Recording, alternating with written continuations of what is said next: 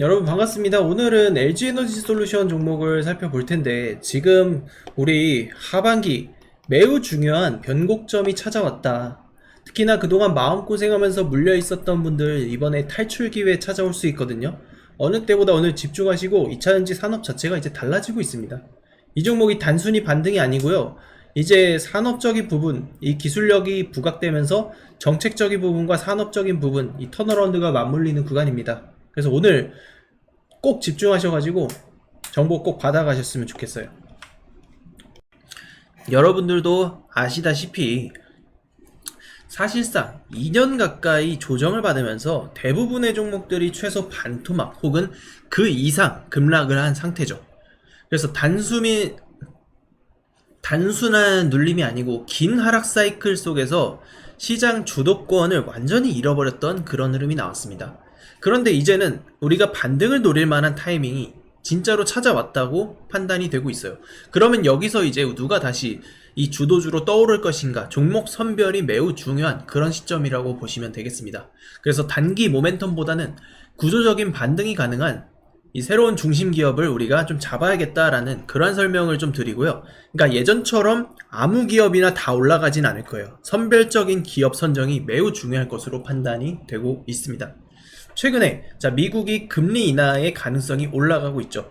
미국 금리 인하 가능성과 그리고 리튬과 니켈과 같은 원재료 가격들이 반등하고 있어요. 2차 전지의 핵심이 되는 이 원료의 반등이 나오고 있다는 거. 그리고 유럽이랑 미국의 전기차 정책에 대한 재정비 이슈, 이런 것들이 맞물릴 때 2차 전지의 반등이 시작이 될 가능성이 크다라는 거고, 오늘 지금 설명드린 내용에서는 지금 이런 전환점에 있는 종목과 그리고 기업들을 한번 좀 살펴보는 시간을 갖도록 하겠습니다. 우리 유동성이 증가한다. 제가 텔레그램 방에서도 많이 말씀을 드린 내용이죠. 유동성이 증가되면 성장주가 강세가 된다. 금리 인하는 양적 완화를 의미를 하죠. 그래서 중앙은행이 금리를 인하하거나 채권 매입, 양적 완화를 실시하게 되면 시중은행의 초과 준비금이 증가하고 시중의 통화량이 올라갑니다. 그 결과 이 저금리 시대가 되면은 이 실적과 성장성이 기대되는 종목들이 올라가요. 특히나 2차전지, 반도체, AI, 여기에 바이오까지 성장주로 자금이 옮겨지게 됩니다. 그 데이터는 우리가 이런 내용들을 보시면 확인할 수 있어요. 양적 완화를 진행했을 때의 주가의 방향성과 긴축을 했을 때의 주가의 방향성, 너무나 일치하게 움직이는 모습들 확인할 수 있습니다. 성장주는 곧 결국 통화량, 이 유동성과 굉장히 밀접한 연관이 이어진다라는 것. 상관계수가 매우 근접하면서 거의 1이 이제 동률이라고 보시면 되는데, 그 동률에 가까운 움직임으로 지금 나타나고 있다는 게 역사적으로도 증명이 되고 있다라는 거죠. 지금 페드가 연준이 금리를 낮추거나 양적 완화 전환 시에 성장주 밸류는 크게 재평가가 된다. 그럴 때 이제 테슬라, 애플 이런 기업들이 엄청나게 상승했었던 그때가 지금 이런 겁니다. 성장주 밸류를 재평가 받을 때. 금리 인하가 고조되는 시점에서 우리 2차전지 같은 섹터가 바닥에서 지지를 받으면서 반등 신호가 형성이 될 경우 유동성이 공급되면서 반등 속도가 빠르게 되고 이 방향성도 올라갈 가능성이 매우 크다라는 거죠. 원자재 가격이 반등하고 유동성이 증가한다는 것은 2차전지 소재, 장비 업종에 매우 긍정적인 모멘텀을 제공을 한다. 금리 인하가 되면 유동성이 올라가고 원가 부담이 완화되고 기술적 반등 구간에 진입하고 투자자 매수 확대라는 이 무한 루프를 돌 수밖에 없는 상황이다. 원자재 사이클에 대해서 우리가 좀 알아보면 원자재는 공급과 수요, 투자 자금 흐름, 정책에 대한 요인, 지정학 리스크에 따른 5년에서 10년 단위의 장기 사이클을 형성을 하죠. 상승 사이클에는 수요가 올라가고 공급이 부족하고 가격 급등하고 투자가 증가합니다. 이게 우리가 나타났었던 게 2020년도부터 나타났었던 사이클이에요. 하락 사이클은 2020년부터 진행했었던 이 투자가 전기차 성장 둔화와 맞물리게 되면서 원자재의 공급 과잉이 발생하고 가격이 급락하고 그리고 신규 투자가 위축되는 그 사이클이 23년도, 24년도에 이어졌었던 그런 사이클이라고 보시면 돼요. 그래서 2차전지 관련해서 핵심 원자재인 리튬이나 니켈, 코발트 이런 것들이 결국 이 사이클에서 움직이게 되고 특히 EV 수요나 친환경 정책 변화에 민감하게 반응한다라는 거죠. 그래서 2차 전지 섹터가 반등 흐름을 보이기 시작한 배경에는 그런 이제 기술적 요인만 있는 것이 아니다라는 거예요. 원자재 가격, 이 리튬과 니켈, 주요 원자재가 바닥을 찍고 반등 조짐을 보이고 있다는 겁니다. 특히나 리튬 같은 경우 여러분들도 아시겠지만 엄청난 공급 과잉으로 급락을 했어요. 하지만 지금 25년도에 가격 하락세가 둔화됐고 지금 투자 심리가 살아나고 있습니다. 지금 나오는 이야기가 리튬에 대한 장기적인 공급 부족에 대한 뉴스가 또다시 나오고 시작했어요. 그래서 리튬 관련해서는 최근 들어서 특히나 6월 말부터 7월부터 다시 상승세로 좀 전환이 되는 이 시그널이 확인이 되고 있다는 거예요. 이 수요 반등 시그널이 확인이 되자 주가도 같이 반응을 하고 있는 겁니다. 다만 니켈에 대한 이 가격 반등이 아직까지는 크게 이루어지진 않고 있어요. 하지만 2025년도 들어서 지속적으로 지금 가격세가 어느 정도 일정 구간을 유지하고 있다는 부분들, 더 이상 하락으로 이어지지 않고 있다는 그 사이클이 지금 진행되고 있다 라는 것 좀 체크를 하시고, 금리 인하가 되면은 결국 통화 가치가 하락이 되는 거고, 그 통화 가치 하락에 따른 원자재 가격 상승도 기대할 수 있는 포인트가 됩니다. 그래서 기준금리 인하가 점점 가시화가 되고 있죠. 연준의 점도표에 따르면 2025년도에 이제 3.7에서 4 정도, 4%. 자, 이 정도의 지금 금리가 맞춰질 것으로 예상이 되고 있어요. 그러면은 이것은 0.25bp씩, 25bp씩 2번에서 3번 정도를 내릴 수 있다는 것을 의미를 하는 거죠. 그리고 2026년도 들어서는 3%까지 맞춰질 거다라고 이야기가 되고 있습니다. 금리가 점점 내려가는 사이클로 접어들어가고 있구나. 여러분들이 이 흐름을 이해를 하셔야 된다라는 말씀을 드려요.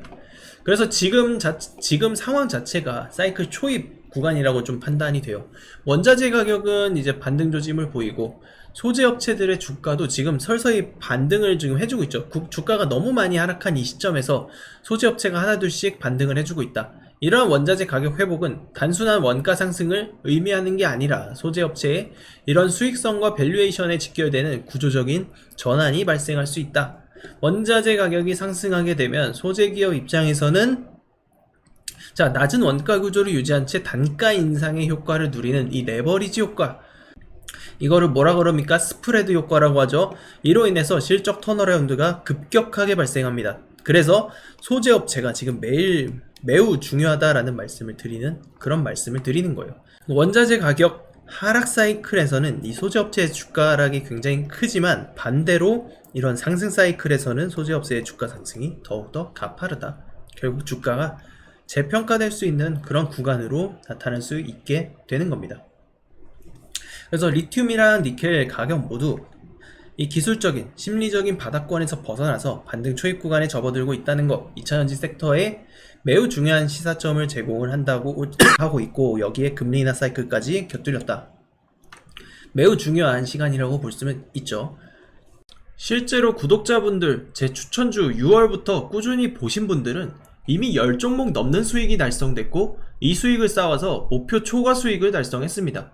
카카오페이, 아톤, 리가켄바이오, PIE, 파루, 솔트룩스, 하나솔루션, 자, 이런 종목들 모두 제가 드린 타점에 들어가서 목표가까지 무난하게 도달했다는 것이죠. 자, 어떠한 대단한 기술이 있는 게 아닙니다. 그저 바닥권에서 세력선을 공략, 분석해서 나왔던 결과물이라는 거예요. 하지만 결코 운이 아니라는 것이죠. 데이터, 기술 분석, 정보의 선점, 즉 예측 가능한 수익의 구조화를 만드는 겁니다. 추천주 보는 방법은 간단합니다. 지금 바로 영상 하단을 보시면 이와 같이 더보기 링크가 있습니다. 더보기를 클릭하면 제가 운영 중인 텔레그램 주소가 있고, 들어오시면 정보 받아볼 수 있습니다. 또한 추천주 정보와 오늘의 추천주까지 받아볼 수 있으니 직접 오셔서 확인해 보시고 다음 수익 타점도 미리 잡아가시면 됩니다. 자, WCP 이 종목 같은 경우는 자, 굉장히 강한 거래량이 한번 들어왔어요. 사실 이 종목은 지금 8만원까지 갔었던 종목인데 지금 7천원까지 내려왔으니까 마이너스 90%를 찍은 종목이거든요. 이런 종목 같은 경우는 지금 실적이나 이런 내용들을 보시면 사실 2024년도까지는 좋았는데 2025년도 이 컨센, 그리고 2024년도에 이 적자가 매우 좀 뼈아팠다. 원자재 가격의 급락으로 인한 좀 그런 리스크였다고 보시면 되는데, 이 적자가 이번에도 좀 이어지게 되는 거고, 이 두 번의 적자가 사실상 이 기업에 좀 타격을 크게 줄 만한 요소가 됐었기 때문에 주가가 좀 하락을 했다고 보시면 돼요. 26년부터 흑자 전망이 있고 27년도에 매출이 크게 늘어나긴 하는데, 이런 종목에서 가장 주의해야 될 점은 이제 유상증자가 한번 나올 수 있다는 거죠. 이런 것들은 유상증자가 한번 이슈가 될 수 있어요. 유증을 한번 하면서 투자자 자금 조달 이슈가 발생할 수 있어서 지금 당장의 어떤 포인트를 잡기보다는 이제 중장기적인 스탠스를 좀 잡고 조금 더 실적 개선이 좀 더 가시화되는 걸 기다리는 게 좋지 않을까라는 생각을 합니다. 그래서 상반기가 좀 더 안 좋고 하반기부터는 조금은 나아지긴 하는데, 그 부분이 어쨌든 적자가 계속 연속이 되는 부분들이 있어서 분명히 주의해야 되는 포인트는 있다, 그렇게 좀 말씀을 드리고 싶어요. 그래서 WCP 같은 경우에는 오히려 내년이 더 좋을 수 있으니까 내년을 투자 포인트를 잡고 대응하는 게 더 나아요. 그러면은 연말쯤 들어가는 게 훨씬 더 현실적인 대응 전략이 될 수 있겠죠. 그래서 지금 상황에서 당장의 어떤, 자, LG에너지 솔루션 같은 경우에는 이번에 실적 서프라이즈가 나왔죠. 자, 이번 2분기 실적이 어닝 서프라이즈가 발생하면서 2차전지 산업에 대한 그 바닥론을 좀 불을 지핀 종목이라고 볼 수 있어요. 뭐 여전히 추세가 하락인 부분들은 배제를 할 수 없긴 하지만, 또 그 과정 속에서 만약에 이 변곡점 라인을 한번 뚫어낼 수 있다면, 여기서 다시 한번 이 매집선을 필두로 해서 횡보를 하다가 들어 올려줄 수 있다면, 저는 완벽한 바닥론에 좀 이제 부합하는 그러한 흐름이 나올 수도 있다고 봅니다. 지금 2차전지 산업이 뭐 여러 호재가 지금 나올 수 있는 상황이지만 분명히 리스크 요인도 존재를 하고 있단 말이에요. 이 리스크 요인까지도 우리가 좀 품어서 그것만 좀 헤쳐나갈 수 있으면은, 저는 그래도 지금 이 가격대, 지금 밸류에이션, 그리고 지금 나오고 있는 증시의 호재들을 좀 같이 따져봤을 때 엔솔의 잠재력도 저는 꽤 높다고 생각을 해요. 시가총액이 기본 이제 100억 정도는 가져야 되는 그런 그림이라고 생각을 하고, 거기에 맞춰서 움직임이 나올 수 있지 않을까라는 생각을 합니다. 그래서 코스피 3등주로서 여전히 좀 그거를 좀 공고히 좀 해줬으면 해요. 그런 바람도 있고, 2차전지 산업 자체가 저는 좋다고 보고 있기 때문에 가격적으로는 바닥을 찍었다고 봅니다. 그러나 이제 추세적으로 얼마나 회복을 할지가 저는 분명히 주요 변수라고 보지만, 그래도 이런 거는 주가가 결국에는 이 구간이 40만원대까지는 올라줘야지 그래도 어느 정도 적정한 주가 평가를 받지 않나, 그렇게 보고 있어요. 그래서 LG엔솔 같은 경우도 저는 긍정적으로 지금 판단을 합니다. 실적이 완전히 바닥을 찍고 이것도 회복세로 들어서고 있어서 2분기 아니 3분기 4분기 계속해서 이제 실적에 대한 기대치가 높아질 수 있는지, 그런 것들도 포인트를 잡아보면 좋을 것 같다라는 말씀을 드려요.